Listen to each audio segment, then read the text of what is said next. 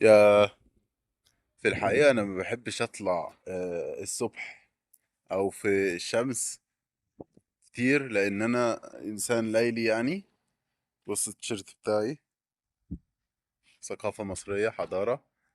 فإزاي أقول أنا إنسان ليلي، أو أنا بحب الليل، أنا بحب السهر، أنا كده. الصينيين بيوصفوها بطريقة حلوة أوي.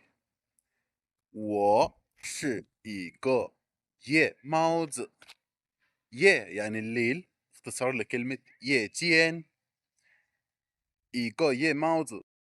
ماوز يعني قطة، قطة الليل. ماوز على بعض عند الصينيين، وهو البومة، هي البومة. فأنا ممكن أقول 我是个夜猫子، يعني أنا بومة الليل، يعني أنا إنسان بسهر.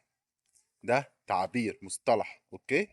ممكن تقول على حد 他是一个夜猫子 وهكذا. يه الليل، ماوز يعني قطة. فالبومة الصينيين بيوصفوها ازاي؟ ان هي قطة الليل، عشان وش القطة شبه وش البومة وكده. واصلا في قطط بتبقى اسمها بومر فيس، اللي هو وش البومة بجد بقى. بس تابع علشان تعرف كل جديد.